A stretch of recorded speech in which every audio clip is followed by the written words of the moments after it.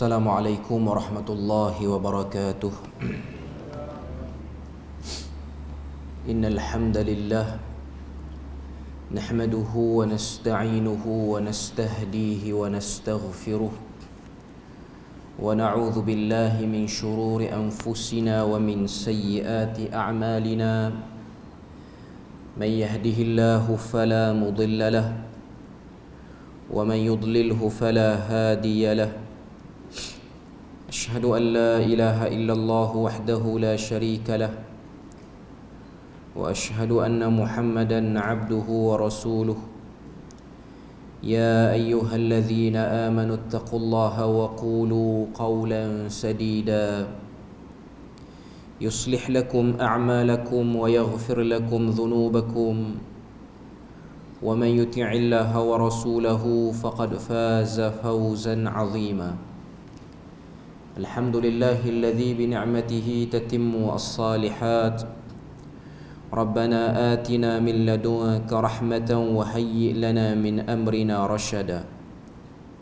اللهم آت نفسي تقواها وزكيها وأنت خير من زكاها أنت وليها ومولاها.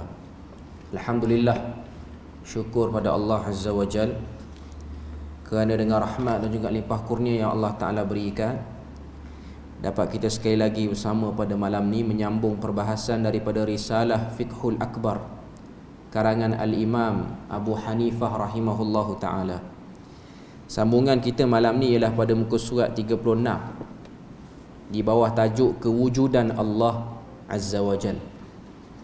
Sebelum pada ni kita dah bahas satu perbahasan yang ada sedikit kita sentuh tentang bagaimana Imam Abu Hanifah membahaskan tentang sifat kalam dan juga sifat sama' Allah Azza wa Jal, iaitu sifat mendengar Allah Azza wa Jal. Yang mana perbahasan sebelum ni kita sentuh juga tentang bagaimana bermulanya fitnah khalqul Quran, iaitu fitnah sebahagian menyangka Quran itu makhluk, dan kemuncak kepada fitnah tersebut ialah pada zaman Imam Ahmad bin Hanbal. Walaupun Imam Ahmad tu jauh dengan Imam Abu Hanifah, cuma nak katanya bibit permulaan berlakunya fitnah tersebut sudah bermula pada zaman Imam Abu Hanifah, yang mana dakwaan-dakwaan beberapa golongan yang cuba memikirkan pada benda yang tak sepatutnya difikirkan, sehingga keluar berbagai-bagai tafsiran terhadap Al-Quran. Antaranya ialah kalam nafsi, ibarah an kalam nafsi. Itu kita dah sebut sebelum pada ni. Okay. Jadi malam ni kita sambung Kewujudan Allah Azza wa Jal, muka surat 36. Jadi kita tengok matan dia pada muka surat 36 tu. Wa huwa syai'un la kal syai' kal asya'i wa ma'na syai'u thabitu bila jismi wala jauhar wala arab wala haddun lahu wala diddun lahu wala niddan lahu wala mathalun lahu ataupun wala mithlu lah. Okay. Kita tengok terjemahan dia. Dia nak sebut sini apa dia? Wa huwa syai'un la kal asya'i.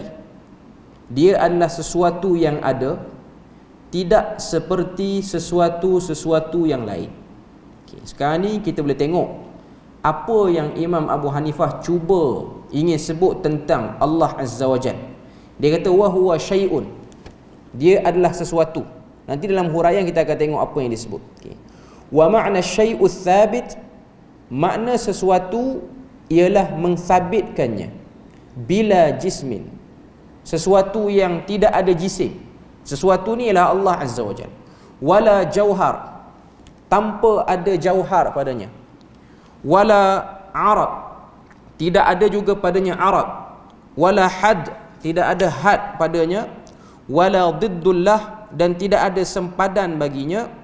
Wala niddan lahu wala mithlulah, tidak ada seruan padanya. Niddan tu ataupun niddun tu maksudnya seruan. Wala mithlulah, dan tidak ada sesuatu yang serupa padanya. Okay. Cuma sekarang ni yang jadi perbahasan ialah pada kata-kata Imam Abu Hanifah itu wa huwa syai'un. Dia sedang menyifatkan Allah Ta'ala itu sebagai sesuatu. Dalam huraian dia sebut Imam Abu Hanifah mensifatkan Allah Azza wa Jalla itu dengan syai'iyah. Syai' ini ialah sesuatu, maknanya benda tu ada. Tapi nak bahas benda tu terhad. Tak boleh nak tembus panjang. Tak boleh nak tembus perbahasan yang panjang. Sebab ianya bukan ruang lingkup yang kita boleh kuasai. Okay. Tapi yang pasti dia syai'. Syai' ni maksudnya benda yang ada dan benda yang wujud. Jadi perbahasan yang Imam Abu Hanifah nak sebut sini ialah Allah Ta'ala itu benda yang wujud, dan bila mana kita nak bahas tentangnya ada pintu-pintu yang menghalangnya. Sebab apa pintu tu terhalang? Sebab kita sebagai makhluk tidak ada kemampuan untuk menghuraikan lebih tentang diri dia. Jadi macam mana kita nak kenal tentang Allah Ta'ala itu? Berpandukan daripada apa yang dia sendiri beritahu melalui kalamnya, ataupun melalui apa yang disebutkan oleh pesuruhnya, iaitu Rasul. Okay. Itu kaedah umum dulu. Kita kena faham tentang kewujudan Tuhan. Okay. Dalam huraian dia sebut, ini juga disokong oleh Imam Al-Bukhari dalam tarjemah babun qul ayyu syai'in akbaru syahadah qulillah. فسمى الله تعالى نفسه شيئا وسمى النبي صلى الله عليه وسلم القرآن شيئا وهو صفة من صفات الله وقال كل شيء هالك إلا وجهه. Imam Bukhari dia ada letak dalam kitab dia, iaitu Sahih Bukhari, iaitu bab qul ayyu syai'in akbaru syahadah qulillah. Bab firman Allah Ta'ala yang bermaksud, bertanyalah wahai Muhammad, apakah sesuatu yang lebih besar persaksiannya? Bagi menjawabnya, katakanlah Allah. Maka Allah menamakan dirinya dengan sesuatu, dan Rasulullah sallallahu alaihi wasallam menamakan Al-Quran dengan sesuatu, sedangkan ia salah satu daripada sifat Allah. Allah berfirman, kullu syai'in halikun illa wajhah. Tiap-tiap sesuatu akan binasa melainkan wajah Allah Azza wa Jalla. Okay. Sekarang ni perbahasan dia ada sikit terkena, ataupun kita kena bahas dari segi ilmu kalam. Ilmu kalam ni bukan ilmu kalam yang kita bahas pada risalah Imam Syafi'i sebelum ni, yang dicerca, yang dicela tu. Okay. Cuma dari segi umum, iaitu ilmu yang ajar kita cara fikir, dan pada ilmu tu dia ada cetusan berfikir pada benda-benda yang bersifat metafizik. Metafizik ni benda yang tak dapat dicerap dengan panca indera kita. Benda tu tak ada depan mata kita sebiji, tapi dia ada, boleh dibahas, tapi perbahasannya terhad, iaitu tentang ketuhanan. Sebab memang perbincangan tentang ketuhanan ni bukan hanya Islam membahaskannya, bukan hanya ulama Islam membahaskannya. Sebelum daripada tu lagi, kalau kita tengok pada zaman Rasulullah tu sendiri, adanya tamadun-tamadun hebat seperti tamadun Mesopotamia dan tamadun-tamadun yang lain. Tamadun-tamadun ni pun dia orang ada cendekiawan yang fikir tentang Tuhan tu macam mana. Dia orang pun fikir tentang bab wujudnya Allah Azza wa Jal, ataupun Tuhan tu sendiri, walaupun dia tak panggil dengan Allah, tapi manusia yang nak berfikir tu ada. Jadi dalam bab ni, katanya Imam Al-Bukhari, daripada bab tu kita boleh tengok bab qul ayyu syai'in akbaru syahadah qulillah. Itu nama bab dia. Fasammallahu ta'ala nafsahu qul ayyu syai'in akbaru syahadah, tu ayat Quran. Okay. Allah Ta'ala menamakan dirinya dengan sesuatu. Allah Ta'ala namakan diri dia itu syai'. Jadi sebab tu Imam Abu Hanifah dia sebut Allah Ta'ala itu syai'un la kal asya'. Dia satu benda yang tidak serupa dengan sesuatu apa pun. Sebenarnya benda ni simple je. Benda ni kita nak faham, Allah Ta'ala itu wujud, Allah Ta'ala itu ada. Itu poin dia. Sebelum ada percakapan ini ataupun perbahasan ni, just nak beritahu Allah Ta'ala itu ada. Cuma yang jadi berbelit-belit sikit ni sebab apa? Sebab ada orang rajin nak fikir dan rajin nak wujudkan teori-teori berkenaan dengan ketuhanan. Okay. Sehingga teori-teori tu kadang-kadang menjerat mereka dan mereka jadi ragu pula pada kewujudan Tuhan. Okay. Kau tengok pada tajuk bab yang diletakkan oleh Al-Imam Al-Bukhari ni, dia kata fasammallahu ta'ala nafsahu syai'an. Allah Ta'ala namakan dirinya dengan sesuatu. Wasamman Nabiyyu sallallahu alaihi wasallam al-Qur'ana syai'an, dan Nabi telah menamakan Al-Quran itu pun dengan sesuatu. Wa huwa sifatun min sifatillah. Sedangkan syai'un itu ataupun syai'iyah itu salah satu daripada sifat-sifat Allah. Maknanya sifat syai'un ni makhluk pun ada, Tuhan pun ada. Makhluk pun ada, Tuhan pun ada. Contoh mudah untuk tuan-tuan semua faham. Kita hidup, Tuhan pun hidup. Tapi adakah hidupnya kita dengan Tuhan sama? Tak sama. Kita berkongsi perkataan, tapi kita tidak berkongsi prosesnya. Kita berkongsi perkataan. Tuhan namakan dia syai'un. Benda-benda lain pun boleh dipanggil dengan syai'un. Tapi syai'unnya benda lain dengan syai'unnya Allah Ta'ala tak sama. Hidupnya Allah dengan hidupnya makhluk tak sama. Tapi perkataan yang kita guna untuk menggambarkan benda tu ada ialah hidup. Al-hayah. Tuan-tuan boleh faham yang tu, okey? Dia just nak beritahu yang tu ialah. Okey. Maknanya kalau terlintah pada kita, kalau Tuhan tu syai', kita pun syai', setaralah kita. Tak sama. Sebab tu kita dah bahas pada minggu lepas. Kerana benda-benda macam ni lah keluarnya fahaman ittihad dan hulul. Bersatunya Tuhan dengan zat, turunnya zat Tuhan dalam makhluk, sehingga diambil kesempatan oleh kelompok-kelompok yang sesat, sehingga masuknya pemikiran-pemikiran yang tak sepatutnya fikir tentang diri Tuhan. Dengan sebab layan benda tu, akhirnya keluar bermacam-macam fahaman, akhirnya keluar bermacam-macam dakwaan. Poin dia satu saja. Quran dia gariskan laisa kamitslihi syai'. Itu dia punya had ataupun border dia yang tak boleh disentuh.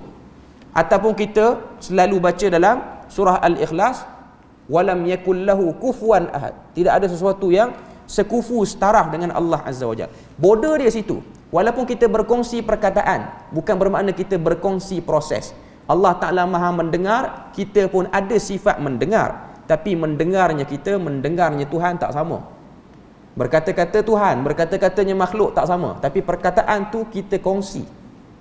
Sebab yang kita boleh faham dengan akal kita, dengan kadar kita, ialah perkataan itu. Tak ada perkataan lain. Kalau ada perkataan lain yang kita boleh letak pada Tuhan yang lebih tinggi, yang lebih khusus, kita akan beri perkataan tu. Tapi manusia, Allah Ta'ala sendiri sebut tentang dia itu maha mendengar, dia itu maha melihat, tapi dia tak sama dengan makhluk. Okay. Kemudian dalam bab yang sama, Imam Bukhari kata, sedangkan Allah Ta'ala berfirman, kullu syai'in halik, segala sesuatu itu pasti akan binasa, illa wajhah, kecuali wajahnya. Nanti kita akan tengok perbahasan wajah Tuhan, tangan Tuhan pun ada perbahasan selepas daripada ni. Okay. Cuma ni nak kata Tuhan tak akan pernah sama dengan makhluk. Datanglah perbahasan ilmu kalam apa pun nak letak untuk faham benda ni, poin dia, sempadan dia, Tuhan tak sama dengan apa-apa makhluk. Walaupun perkataan untuk melambangkan proses tu ialah perkataan yang sama, tapi ia bukan hakikat apa yang ada pada benda itu. Maknanya hidupnya Tuhan tak sama dengan hidupnya makhluk. Hakikat kehidupan makhluk tak akan sama dengan hakikat kehidupan manusia. Okay. Muka surat 37, yang perkataan yang bold tu, tanpa jisim, tanpa jauhar, tanpa arad. 3 perkataan ni, perbahasan ini tidak wujud dalam hadis-hadis Nabi pun. Bila mana nak cerita tentang Tuhan, dia datang kemudian. Dia datang pada zaman-zaman selepas daripada tu lagi. Yang mana yang kita sebut dengan jisim, yang disebut dengan jauhar, yang disebut dengan arad. 3 perkataan ni, ada sebahagian tambah dengan jirim. Itu semua tidak ada pada zaman Nabi. Bila mana nak cerita tentang Tuhan, dia datang kemudian. Sebab apa? Sebab orang Islam mulai ramai. Yang masuk Islam bukan hanya orang Arab, tapi yang masuk Islam juga ialah orang yang datang pada tamadun yang hebat, yang dah cerdik berfikir pada sebelum dia masuk Islam, menyebabkan dia orang terbawa-bawa dengan ilmu lama dia orang, pengetahuan lama dia orang, lalu dia orang nak combine dengan apa yang dia orang tahu daripada maklumat-maklumat dalam Islam tu. Okay. Muka surat 37 tu dia kata, kata-kata ini sukar untuk diterima sebagai kata-kata Imam Abu Hanifah, kerana lafaz-lafaz seperti jisim, jauhar, arad dan sebagainya hanya muncul di zaman ulama ahli kalam yang berdebat di kalangan mereka setelah kehadiran kitab-kitab falsafah ke dunia Islam, iaitu sekitar tahun 200 Hijrah dan ke atas sampai ke zaman sekarang ni lah. Okay. Sebab Imam Abu Hanifah ni dia wafat 150, maknanya dia belum masuk lagi pada tahun 200 Hijrah dan ke atas tu. Okay. Jadi pada waktu zaman daripada Imam Abu Hanifah ni, perkataan ni nak nisbah pada dia, kalau dia sebut agak mustahil. Ini huraian daripada yang syarahkan kitab ni lah, iaitu Maulana Hanif ni, dia yang syarahkan kitab ni. Okay. Jadi dia kata, nak kata perkataan tu betul nisbah pada Abu Hanifah, maka dia agak sukar. Walaupun kita dah baca pada mukadimah awal kitab ni, semua matan yang ada dalam kitab ni ialah diambil daripada sanad melalui anak Abu Hanifah, iaitu Hamad ibn Abi Hanifah. Itu anak kepada Imam Abu Hanifah yang meriwayatkan matan daripada Fiqhul Akbar ni. Okay. Dia kata sini, jauhar, itu perenggan yang bawah tu, jauhar bermaksud bahan asas kepada sesuatu benda dan unsur terkecil sehingga tidak boleh dibahagikan. Maknanya satu benda tu dia nak terbina komponen yang paling ringkas. Jauhar tu ialah paling ringkas. Sel ke apa ke boleh jadilah kita nak sebut dengan bahasa yang lebih moden. Okay. Tapi Arab panggil jauhar. Jauhar tu ialah komponen paling ringkas. Daripada komponen tu disusun, akhirnya jadi satu benda yang lebih besar. Macam tubuh badan kita terbina pada sel, daripada sel tu keluar cantuman tu. Cuma nak bahas yang paling kecil ialah jauhar. Tuhan tidak terbina dengan jauhar. Itu poin dia. Pada diri Tuhan tu, pada zat Tuhan tu tidak ada komponen paling halus sehingga terjadinya zat dia. Okay. Kemudian dia sebut sini, arad pula sifat yang baru ada pada jisim. Bila mana daripada jauhar, dia susun jauhar tu jadi jisim. Ada sebahagian perbahasan dia jauhar, jirim, baru naik pada jisim. Ada yang jisim dulu baru pergi jirim. Tak apalah. Cuma yang pastinya kalau kita tengok dalam tafsiran yang disebutkan oleh ulama-ulama ahli kalam, maksud jisim ni apa? Al-jasadul kathif. Tu maksud dia. Satu benda yang boleh dipegang. Maksud jisim ni benda boleh pegang. Macam botol ni, macam gelas ni boleh pegang. Benda ni boleh pegang. Kalau yang jenis boleh pegang, itu bukan Tuhan. Itu maksud dia. Kalau yang boleh pergi pegang rasa, bentuk rasa macam kayu, okey, itu bukan Tuhan lah tu. Kalau kita ada orang dakwa Tuhan ni macam ni, bukan Tuhan. Itu tipu. Itu mustahil. Itu yang dia nak bahas. Maknanya Tuhan tidak terbina pada jauhar, daripada komponen paling kecil jauhar, tidak juga jisim, tidak juga jirim, dan tidak juga arad. Arad ni ialah satu benda yang keluar daripada jisim. Macam kita, tubuh badan kita ni, daripada tubuh badan kita ni, apa yang akan keluar daripada tubuh badan kita? Pergerakan yang akan keluar. Dia ada tangan. Tangan tu bukan duduk saja, boleh bergerak. Boleh tampar orang, boleh tolong orang, semua boleh buat. Jadi dia bukan daripada jenis macam tu. Dia bukan daripada jenis yang seperti itu. Okay. Mustahil Allah asal kepada mutarakkibat ataupun mutarakibat, benda-benda yang boleh disusun. Okay. Maka Allah bukan jauhar, dan mustahil Allah itu arad, kerana arad benda baru yang memerlukan kepada jauhar. Mustahil bagi Allah Azza wa Jalla itu jisim, kerana jisim adalah sesuatu yang boleh dibahagikan. Sebab tubuh badan kita ni boleh dijuzuk-juzukkan, dibahagikan. Sesuatu yang dibahagikan itu murakkab, tersusun daripada juzuk, dan ia sesuatu yang baharu. Allah Jalla Jalaluhu tidak bersifat dengan had atau sempadan sehingga dapat ditentukan hakikat dan mahiyah baginya, dan tidak dapat didefinisikan seperti mana yang lain. Semua ini adalah sifat makhluk. Okay. Poin dia untuk perenggan ni ataupun untuk perbahasan ni, apa saja benda yang terlintas dalam kepala kita, yang mana benda tu komponen makhluk. Macam saya sebut tadi lah, komponen terkecil bagi kita ni manusia mungkin sel lah kot, nukleus ke apa. Dalam sel tu ada nukleus lagi, macam-macam lah. Orang belajar sains dia tahu bab ni. Okay. Cuma nak katanya ialah, kalau itu yang kita terlintas untuk diletakkan pada Tuhan, itu salah, itu bukan ada pada dia. Itu je poin dia. Poin mudahnya tuan-tuan nak beritahu, apa yang kita terlintas tentang diri Tuhan, kita boleh fikir, boleh bayang, itu bukan. Itu tidak ada pada diri Tuhan. Pada zat dia tidak ada. Okay. Jadi dia nak bahas yang tu. Cuma pada zaman ahli kalam, biasalah perkataan-perkataan macam ni akan keluar lah. Bahkan kalau kita tengok dalam kitab-kitab akidah, hatta kitab-kitab akidah yang jawi pun, kitab-kitab jawi lama pun, perkataan ni lah perkataan yang akan selalu lalu bila mana bahas tentang bab sifat-sifat Tuhan.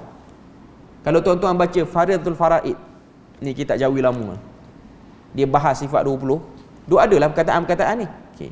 Dan saya boleh jamin, orang yang menekuni benda tu pun, dia tak akan boleh faham secara detail apa yang nak dimaksudkan. Cuma poin mudahnya ialah Tuhan itu bukan daripada satu benda yang tersusun, bukan daripada juzuk-juzuk, ada potongan tubuh badan, ada dia punya orang kata apa, satu sarung pada diri dia, tidak ada. Macam kita ni dalam diri kita ni ada organ lagi boleh dipecahkan lagi. Itu mustahil, itu tidak berlaku pada diri Allah Azza wa Jal. Okay. Jadi clear untuk bab kewujudan Tuhan, dia sesuatu yang ada, tapi sesuatunya dia tak sama dengan sesuatunya kita sebagai makhluk. Itu poin dia untuk bab kewujudan Allah Azza wa Jal. Okay. Mensabitkan tangan. Okay. Yang ni tuan-tuan kena dengar bagi clear sikit. Okay. Walahu yadun wa wajhun wa nafsun kama dzakarahu Allah Ta'ala fil Qur'an. Fama dzakarahu Allah Ta'ala fil Qur'an min dzikril wajhi wal yad wan nafs fahuwa lahu sifatun bila kaif. Allah Ta'ala menyebut, okay, ini matan daripada Fiqhul Akbar. Allah Ta'ala menyebut dalam Al-Quran bahawa baginya tangan. Tuan-tuan kena ingat, kembali kepada kita punya teori asal. Perkongsian perkataan bukan perkongsian hakikat. Kita ada tangan. Tiba-tiba Tuhan cerita dalam Quran dia ada tangan. Berkongsi perkataan, dua-dua tangan. Tuhan ada, makhluk ada.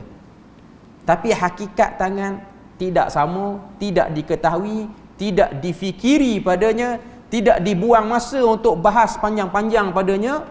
Cuma kita terimalah ada orang yang nak takwil. Tak apalah bab tu. Okay.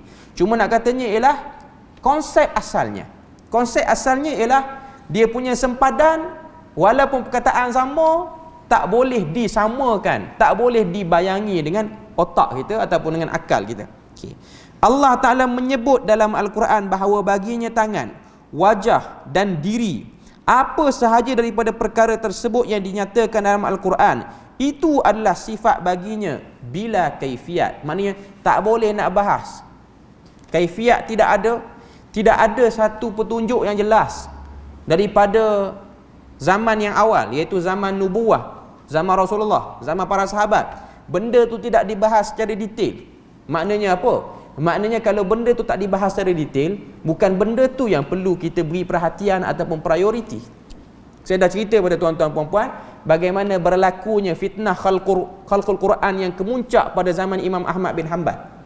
Bila mana Imam Ahmad berkeras mempertahankan Quran bukan makhluk, bertembung dengan Ahmad bin Abi Du'ad yang mengatakan Quran tu makhluk. Kemuncaknya ulama-ulama Mu'tazilah berhujah dengan satu orang lelaki tua. Ada riwayat yang terkenal, riwayat dalam Syiar Alam An-Nubala disebut oleh Imam Az-Zahabi. Lelaki tua tu tanya soalan kepada ulama Mu'tazilah. Last sekali soalan terakhir, dia tanya apa? Dia tanya, apa yang kamu duk bertahan ni, nak kata Quran ni makhluk, pernah tak Nabi bahas pada zaman yang awal ni? Semua jawab tidak ada perbahasan tu.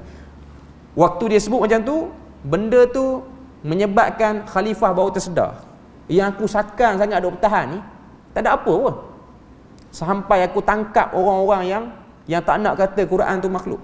Rupa-rupanya benda tu tidak disebut, tidak dibahas pun pada zaman dulu. Sebab tidak ada kepentingan. Dan mustahil Nabi tak tahu ataupun tak boleh agak benda tu akan berlaku kekeliruan. Kalau Nabi tak bahas, maknanya Nabi dah letak border di situ. Dah ada satu sempadan yang tak boleh dikacau. Huraian dia muka surat 38. Semua ini adalah sifat bagi Allah yang layak baginya, tidak menyerupai mana-mana makhluk dan tanpa diketahui hakikat kaifiatnya.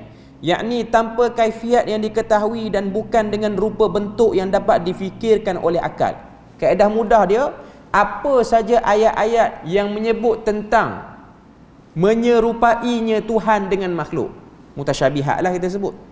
Maknanya dia sebut tentang wajah, dia sebut tentang tangan, dia sebut tentang sak, betih, dia sebut tentang apa-apa saja, berkongsi perkataan tu dengan makhluk, itu bukan hakikat yang kita kena fikir dan kaifiatnya tak dapat diketahui.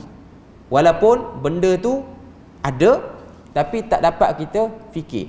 Dan saya selalu sebut sini, dalam isu ni kita tahu ada kelompok yang takwil.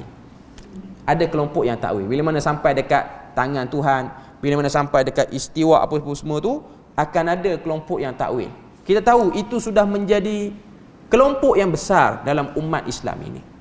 Dan memang sebahagian besar ulama-ulama menerima tentang takwilan itu. Okay.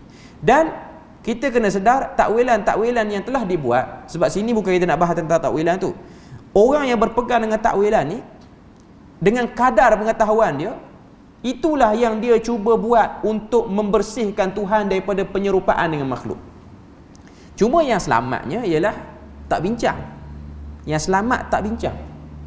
Tapi ada orang dia nak bincang. Dia dalam dia bincang tu, dia usaha, dia tak nak samakan Tuhan dengan makhluk. Tapi kadang-kadang dia tergelincir sikit dalam perbahasan tu. Mesti akan ada pro and con lah bila mana kita duduk dalam isu ni. Okay. Sebab tu saya sebut, kita manusia ni, kita tak boleh nak jadi orang yang okey dua-dua. Kita sebagai manusia ni, kita akan ada benda yang kita minat dan kita cenderung. Cuma waktu kita minat tu, kita tahu dalam benda yang kita minat ni, kita tak boleh halang orang lain untuk minat benda lain selain daripada yang kita minat. Tuan-tuan faham ke? Okay. Kita suka yang ni, orang lain suka cara lain. Yang orang lain suka tu, kita tak boleh larang, kita tak boleh hejah orang supaya suka sama macam kita. Cuma kita boleh cerita, sebab saya suka huraian ni, ini sebab dia. Tapi kalau kamu nak suka huraian saya ni, nak berubah, it's up to you lah. Okay. Tapi nak paksa orang tak boleh. Nak paksa orang tak boleh. Sebab tu sini, saya tak ajar untuk kita jadi tegang dengan orang yang nak pegang pandangan lain. Okay. Cuma saya nak sebut sini ialah, kita pilih mana yang kita nak, kita yakin yang mana. Okay. Tapi kita tidak menjadikan satu gap ataupun sempadan sehingga kita rasa kita nak jauh dengan orang tu hanya pada alasan dia pegang pilihan lain, sedangkan pilihan tu dah jadi pilihan yang masyhur dan muktabar. Okay. Jadi setiap orang dia ada hak memilih, melainkan dia pilih benda yang terang salah, itu cerita lain. Benda yang memang dah terang-terang salah, jauh sangat daripada huraian yang betul, itu cerita lain. Okay. Jadi nak katanya dalam isu ni memang akan ada khilaf, ada yang takwil, ada yang tak takwil. Cuma huraian yang dalam buku kita ni, huraian golongan yang tak takwil lah, yang memang terima secara direct apa yang ada pada nas itu tanpa menyerupakan. Sebab ada orang dia kata terima dengan nas ni tanpa terjemah ataupun tanpa takwil ni bahagian daripada tajsim. Itu silap. Kita kata, orang yang kata Allah Ta'ala itu ada wajah, adakah dia sedang menyerupakan Tuhan dengan makhluk? Tak. Sebab yang kata Tuhan tu ada wajah, Tuhan sendiri dalam Quran. Yang sedang menyerupakan Tuhan dengan makhluk ni, dia kata Tuhan tu ada wajah. Wajah dia macam kita, ada biji mata, ada lubang hidung. Itu baru penyerupaan. Itu baru serupakan Tuhan dengan makhluk. Tapi kalau dia kata Tuhan ada tangan, lepas tu orang tanya dia, tangan Tuhan macam mana? Oh, macam kita, ada kulit, ada kuku. Itu tajsim. Tapi kalau dia kata Tuhan ada tangan, macam mana tangan Tuhan? Tak tahu. Lepas tu jumpa satu orang, tangan Tuhan tu bukan maksud tangan. Tangan Tuhan tu maksud kudrat ataupun kekuasaan. Okey, itu pilihan dia, itu hujah dia. Dia ada hujah dia. Cuma kita nak pilih, kita tak nak cakap yang tu. Kita tak nak cakap seperti mana dia cakap. Kita tak kata, apa cakap macam tu? Ni semua orang tak erti cakap macam tu. Tak, kita tak kata pun. Sebab itu ada hujah dan ada dalil. Dan benda tu pun berlaku pada satu proses zaman yang kita kena tengok sejarah yang banyak lah. Okay, latar terkeluarnya konklusi seperti itu sebab apa? Okay. Cuma nak katanya benda tu sudah menjadi sebuah kemasyarakatan yang luas. Benda tu dah memasyarakat pun. Okay. Tengok lagi apa yang disebut sini. Tangan bagi Allah adalah sifatnya yang layak dengan keagungannya, bukan anggota. Jarihah, maknanya bukan bahagian pada anggota macam makhluk, bukan tersusun, bukan terbentuk, bukan dari jenis jisim. Antara ayat Al-Quran yang mensabitkan perkara ini ialah qala ya iblis ma mana'aka an tasjuda lima khalaqtu biyadayya astakbarta am kunta minal 'alin. Allah Ta'ala berfirman, wahai iblis, apa yang menghalangmu daripada sujud, daripada turut sujud kepada Adam yang aku telah ciptakan dengan tanganku? Lima khalaqtu biyadayya. Jelas, kataan tu jelas. Yadai ataupun yad maksud dia tangan, tapi kaifiat tangan, hakikat tangan tidak diketahui. Ada golongan yang nak takwil, dipersilakan untuk dia takwil, tapi kita beritahulah kenapa kita tak takwil, dan dia pun beritahu evidence, hujah sebab apa dia nak takwil, burhan-burhan ataupun dalil-dalil yang dia gunakan untuk dia takwil. Okey, sekarang ni dalil-dalil nak mengatakan perkataan tangan tu memang wujud, dan yang kata tu Tuhan, bukan orang lain. Okay. Kemudian dalil yang kedua, surah Al-Maidah ayat 64, wa qalatil yahudu yadullahi maghlulah, dan berkata orang-orang Yahudi tangan Allah itu terbelenggu, dengan makna kedekut. Ghullat aydihim wa lu'inu bima qalu, tangan mereka lah sebenarnya yang terbelenggu, dan mereka pula yang dilaknat dengan sebab apa yang sudah mereka sebutkan. Bal yadahu mabsutatan, bahkan sebenarnya kedua tangan Allah itu sentiasa terbuka, menunjukkan bagaimana nikmat kurniaan Allah itu luas melimpah-limpah. Perkataan tu jelas, bal yadahu, bahkan kedua tangannya terbuka. Dia sebut macam tu, tapi kita tak bahas macam mana terbukanya, macam mana bentuk tangannya, macam mana kaifiat terbukanya tangan. Seterusnya surah Az-Zumar ayat 67, wa ma qadarullaha haqqa qadrih wal ardu jami'an qabdatuhu yaumal qiyamati was samawati matwiyatun biyaminihi subhanahu wa ta'ala amma yusyrikun. Dan mereka yang musyrik tidak menghormati Allah dengan penghormatan yang sewajibnya diberikan kepadanya, sedang bumi seluruhnya pada hari kiamat dalam genggamannya. Okey, maknanya Allah Ta'ala sebut qabdah, Allah Ta'ala tu menggenggam. Okey, macam mana dia genggam? Sama ke macam kita genggam? Tidak sama. Poin dia tu ya tuan-tuan. Cuma yang kata orang dia nak cari pasal ni, dia bolehlah nak cari pasal. Nak cari pasal ni macam-macam. Tak kata pun orang boleh cari pasal. Kata apatah lagi.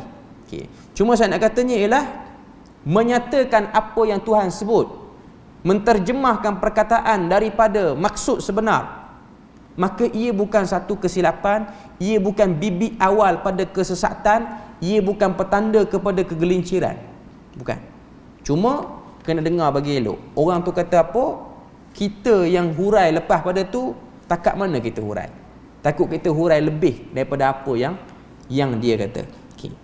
Kemudian muka surat 39 tu, tidak ada pada manusia ilmu tentang kaifiat yang hakiki bagi sifat-sifat Allah, meskipun dia cuba mengkaji dan membahaskannya. Tiada pada manusia teropong yang dapat menembusi alam ghaib. Okay.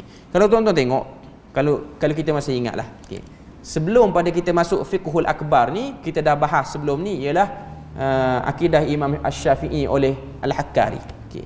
Dari segi turutan, sepatutnya kita kena bahas yang ni dulu, baru bahas Imam Syafi'i tu. Okay. Cuma saya nak tunjuk apakah yang diimani dan apakah yang orang kata apa, disebut oleh Imam Syafi'i tentang isu-isu bab tentang keimanan ataupun akidah ni. Kalau kita tengok, dia punya bentuk tu sama. Apa yang disebut oleh Abu Hanifah dengan apa yang disebut oleh Imam Asy-Syafi'i, dia punya bunyi sama, dia punya dalil pun sama. Kalau kita ingatlah kelas-kelas kita yang dulu, tak jauh pun lagi. Tujuan saya lah untuk melihat perbandingan imam-imam 4 mazhab ni, macam mana dia orang dalam isu akidah. Itu saja. Maknanya dia orang tak sebut panjang lebar sampai melerik-lerik sampai kita tak faham. Jadi nada yang disebut ialah nada yang sama, teori yang digunakan ialah teori yang sama. Mereka blok apa sahaja benda yang kita boleh fikir sehingga menjerumuskan kita lebih hurai tentang Tuhan, terkurang hurai tentang Tuhan, ataupun kita hurai silap. Maknanya benda yang sama. Okay. Takwilan makna asal sifat, ke surat 39. Wala yuqalu inna yadahu qudratahu aw ni'matahu lianna fihi ibtalus sifah wa huwa qawlu ahlul qadar wa i'tizal walakin yadahu sifatuhu bila kaif. Tidak sepatutnya dikatakan bahawa tangannya, iaitu tangan Allah Azza wa Jalla, itu kudratnya atau nikmatnya, kerana ia membatalkan sifat, dan ini pendapat Qadariyah dan Mu'tazilah. Akan tetapi tangannya adalah sifat-sifatnya, adalah sifatnya tanpa kaifiat. Okey, yang ni lagi jelas apa yang Imam Abu Hanifah sebut. Tidak dipahami perkataan yang ada dalam Quran, ayat yang ada dalam Quran yang ada perkataan tangan, tidak difahami padanya dengan kudrat ataupun nikmat. Itu pendirian. Maknanya dia nak pegang, tak nak faham dengan kudrat, tak nak faham dengan nikmat. Sebab perbuatan meletakkan makna lain pada perkataan itu ibtalus sifah, membatalkan sifat asalnya. Wa huwa qaulun, bahkan itu ialah kata-kata Qadariyah, kelompok yang menyeleweng, dan juga kata-kata Mu'tazilah. Okay, kita tengok huraian. Ini merupakan sanggahan terhadap mereka yang mahu menetapkan makna tangan sebagai kuasa, kudrat dengan setetap-tetapnya. Maknanya macam ni, saya nak beritahu kepada tuan-tuan. Golongan yang takwil, dia pun kena terima pendapat yang dia pegang tu tak semua orang boleh setuju. Dan kita yang tak nak takwil pun, kita kena terima akan ada orang yang nak takwil. Okay. Maknanya manusia dia akan ada pilihan-pilihan yang dia nak pilih. Okay. Macam saya sebut tadilah, waktu dia memilih, dia tak jadi kelompok yang melampau. Dan dia tak kata orang yang pilih lain pada aku pilih tak betul. Cuma kita boleh katalah yang dia pilih itu kurang tepat. Kata kurang tepat bukan makna kata sesat lagi. Kita just kata kurang tepat dari segi apa yang dia tengok, dari segi apa yang dia nilai. Okay. Imam Abu Hanifah mengisyaratkan bahawa hendaklah difahami secara zahir tanpa takwilan ayat-ayat Al-Quran yang menyebutkan sifat-sifat Allah. Seperti ayat yang ke-10 surah Al-Fath, innal ladzina yubayyi'unaka innama yubayyi'una Allah yadullahi fawqa aydihim. Ini ayat yang cerita tentang perjanjian Hudaibiyah, tahun ke-5 Hijrah, sebelum pembukaan kota Mekah pada tahun ke-8 Hijrah. Waktu berbai'ahnya para sahabat dalam peristiwa Bai'atul Ridwan tu, Allah Ta'ala kata, sesungguhnya bukanlah kamu sahaja yang berbai'ah pada waktu tu, pengakuan taat setia itu, sedangkan sebenarnya yang memberi pengakuan taat setia itu ialah kepada Allah, bukan taat pada Rasul, tapi taat pada Allah. Jadi Allah Ta'ala kata, yadullah fawqa aydihim, tangan Allah itu di atas tangan kanan kamu waktu kamu sedang berbai'ah. Tapi tangan itu samakah macam makhluk? Jawapannya tidak sama. Sampai kesudah pun kita akan kata tidak sama. Okey. Wa yabqa wajhullah wa yabqa wajhu rabbika dzul jalali wal ikram. Surah Ar-Rahman ayat ke-27. Dan akan kekallah wajah Tuhanmu yang mempunyai kebesaran dan kemuliaan. Wajah ialah salah satu daripada sifat yang ada pada Tuhan. Tapi adakah sama dengan makhluk? Tidak sama. Kekal tak sama. Okay? Sampai kesudah pun kita akan sebut perkara yang sama. Sebab tu ada orang dia cuba cucuk nak suruh kata sama. Tak akan sama. Sebab kita akan nafi. Cuma kita kena tahu metodologi memahami. Okay. Muka surat 40, Allah Ta'ala menukilkan kata-kata Nabi Isa AS.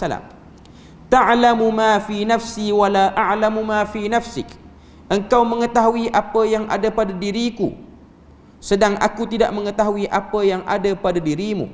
Asal makna perkataan tersebut diketahui, tetapi hakikat sifatnya tidak diketahui. Seperti mana kita mengetahui adanya roh, nyawa dan arus elektrik, namun hakikat sebenarnya tidak diketahui. Maknanya pada ayat tu Allah Ta'ala kata, ta'lamu ma fi nafsi wala a'lamu ma fi nafsi. Engkau mengetahui apa yang ada pada diriku, sedang aku tidak mengetahui apa yang ada pada dirimu. Nabi Isa, dia sabitkan, dia sebut antara benda yang ada pada Tuhan ni ialah sifat nafs, diri. Tuhan tu ada diri dia. Tapi diri dia macam mana? Diri dia terdiri daripada tubuh badan ke? Terdiri daripada organ dalaman ke? Terdiri daripada darah, daripada urat-urat yang ada? Tidak.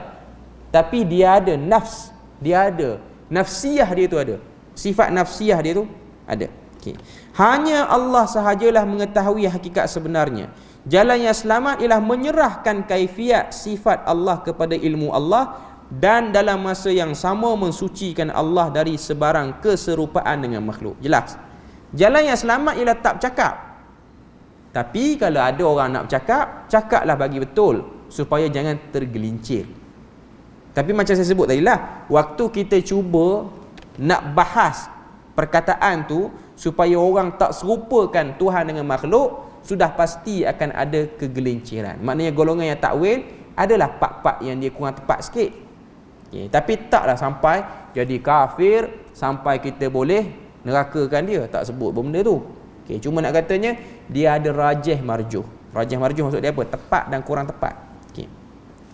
Tasdik yang sempurna terhadap Al-Quran ialah dengan membenarkan apa yang disebut Al-Quran tanpa berpaling daripada makna yang zahir. Jadi dalam huraian dia kata, antara ciri orang yang membenarkan Al-Quran ialah membenarkan apa yang disebut dalam Al-Quran secara zahir. Maknanya pada benda-benda yang tak boleh bahas, tidak ada kuasa untuk kita istimbat. Istimbat ni maksud dia apa? Mengeluarkan conclusion ataupun mengeluarkan kesimpulan daripada ayat tu. Sebab kita tahu ayat Quran ni ada dua kategori, mutasyabihat dengan muhkamat. Yang muhkamat kita boleh keluarkan hukum padanya. Macam mana nak ambil sembahyang, macam mana nak salat, macam mana nak bagi harta pusaka, itu ayat muhkamat. Tapi bertembung dengan ayat mutasyabihat, kita ada pendirian, iaitu kita tidak membahaskan secara dalam, kita beriman dengan Allah Azza wa Jalla selayaknya seperti mana yang dia sebut. Tapi kalau ada golongan yang nak bahas, kita tak ambil lah cara dia orang untuk dia orang bahas. Tapi terpulang, ada orang dia nak ambil, ada orang dia nak fikir, ada orang dia nak ambil masa panjang di situ. Okay. Kemudian apa lagi yang dia sebut sini? Dia kata berhubung dengan hadis tangan Allah memenuhi. Imam At-Tirmizi berkata, para imam mengatakan bahawa hendaklah diimani dengannya mengikut yang datang tanpa ditafsirkan atau dikemukakan sebarang tekaan. Okay, mana Imam Tirmizi yang tulis Jami' Tirmizi itu ataupun Sunan Tirmizi itu, dia kata para imam mengatakan bahawa hendaklah diimani dengannya. Para imam tu merujuk kepada tokoh-tokoh di zaman dia lah. Sama ada guru dia Imam Bukhari ataupun jagoan-jagoan ataupun tokoh-tokoh yang hebat pada zaman dia, mengatakan bahawa hendaklah diimani dengannya mengikut yang datang tanpa ditafsirkan atau dikemukakan sebarang tekaan. Sebab kalau kita tengok takwil ni, bila mana takwil, dia ada sifat meneka, dia ada proses meneka. Okey, Tuhan kata bal yadahu mabsutatan, bahkan tangan Allah Taala itu terbentang luas. Okey, waktu nak terjemah yad ataupun tangan itu, dia pun kata tangan itu kudrat. Okey, itu perbuatan meneka. Takut-takut termasuk mengatakan sesuatu yang Allah Taala tak kata. Kita takut masuk dalam tu. Okay. Takut termasuk dalam kumpulan ataupun dalam satu bab mengatakan apa yang Allah Azza wa Jalla tidak katakan. Okay. Kemudian apa lagi dia sebut situ? Demikianlah pandangan para imam, bukan hanya seorang dua. Ini dia sebut secara ringkas lah. Mereka itu termasuklah Sufyan Ats-Tsauri, Malik bin Anas. Malik bin Anas ni kemudian lagi pada Imam Abu Hanifah yang kita bahas. Sufyan ibn Uyainah, Abdullah bin Mubarak. Beliau mengatakan bahawa perkara ini diriwayatkan dan hendaklah diimani dan tidak boleh dikatakan tentangnya bagaimana caranya. Kelompok yang awal macam itulah kaedah dia. Maknanya bila mana datang ayat-ayat mutasyabihat, amiruha bila kaif. Kami baca, kami terjemah, tapi kami tidak bahas kaifiat, kami tidak cuba rungkai hakikat dia. Okay.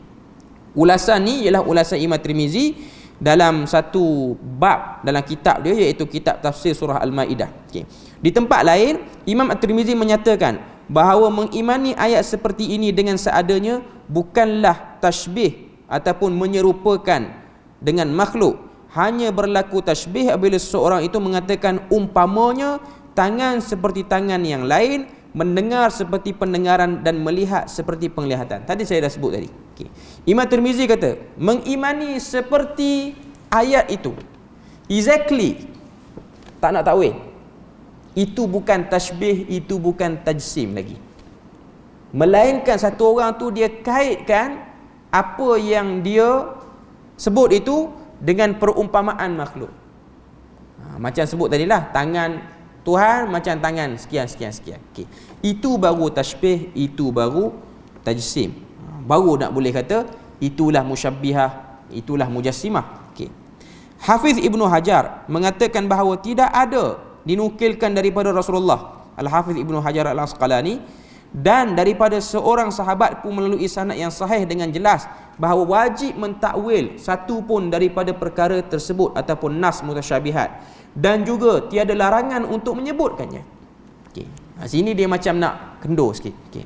Daripada awal kita bahas tadi ni, daripada kewujudan Tuhan sampai takwil makna sifat ni, yang huraikan ke buku ni dia cuba nak kendurkan sikit bila mana dia ambil nukilan daripada Ibnu Hajar Al-Asqalani dalam Fathul Bari. Dia kata Nabi dan para sahabat itu sendiri tidak ada riwayat yang jelas pun mereka itu mewajibkan untuk takwil pada ayat-ayat mutasyabihat ataupun hadis mutasyabihat, dan juga tiada larangan untuk membahaskannya panjang sikit. Adalah mustahil Allah Azza wa Jal menyuruh nabinya menyampaikan wahyu yang diturunkan pula ayat 3 dari surah Al-Maidah, iaitu al-yauma akmaltu lakum dinakum, pada hari ini aku telah sempurnakan bagimu agama kamu. Kemudian dibiarkan perkara ini dan tidak membezakan apa yang harus dinisbahkan kepada Allah dan apa yang tidak harus dalam keadaan baginda menggalakkan supaya disampaikan bagi pihaknya, sehingga mereka menukilkan ucapan, perbuatan dan keadaannya serta apa yang dilakukan di hadapan baginda. Okey, apa yang dia nak sebut sini? Dia nak sebut sini ialah tidak mungkin Allah Azza wa Jalla membiarkan umat ini kebingungan setelah turunnya ayat ketiga daripada surah Al-Maidah, iaitu ayat yang berbunyi al-yauma akmaltu lakum dinakum, hari ini aku telah sempurnakan agama kamu. Perkataan akmaltu mai pada perkataan kamila ataupun kamula yang bermaksud sempurna. Kita sebut kamil. Kamil ni maksud sempurna. Apa maksud sempurna ataupun apa maksud perkataan kamila itu? Tidak menerima apa-apa penambahan dan pengurangan lagi agama ni. Agama tidak menerima apa-apa penambahan dan pengurangan. Jadi mustahil Nabi dia tak cerita habis tentang bab Tuhan kepada sahabat, dan sahabat sembunyi benda-benda yang penting sehingga benda tu tersorok tak sampai pada kita.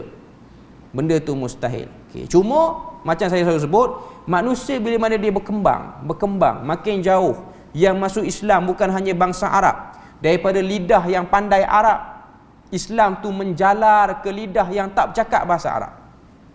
Jadi wajar akan berlaku sedikit pertembungan dan percanggahan. Sebab memang titik utama dia ialah bila mana yang masuk Islam itu ialah pemilik tamadun hebat. Macam kita sebut tadi lah, Mesopotamia dan lain-lain. Bila mana Islam tu sampai ke tamadun hebat. Kalau kita tengok, bukan kata tamadun-tamadun yang dekat dengan semenanjung tanah Arab, hatta kita Melayu ni pun waktu kita terima Islam, tak semua benda kita boleh tinggal daripada apa yang kita ada, daripada budaya kita. Ambil masa nak buang benda tu. Sebab tu para pendakwah yang datang ke mana-mana tempat yang baru, banyak benda juga yang diorang terpaksa excuse untuk tak bercakap lagi. Sebab benda tu bersifat sensitif kadang-kadang. Okey, kita pergi lalu azan dulu.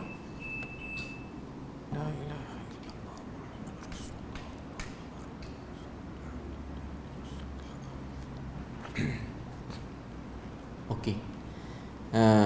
Kesimpulan akhir apa yang kita bahas pada malam ni ialah nak sebutnya, bila mana kita berinteraksi dengan zat Tuhan, kewujudan Tuhan, sifat-sifat Tuhan, kita dah bahas daripada sebelum ni, sifat zatiyah dan sifat fi'liyah, semua benda tu. Poin dia ialah kita kena sedar kita punya sempadan sekali pun tak boleh terlintas apa saja yang ada pada Tuhan tu mesti nak kena sama dengan makhluk ataupun tersama dengan makhluk. Tak, Tuhan tak akan buat macam tu. Dia mesti beza.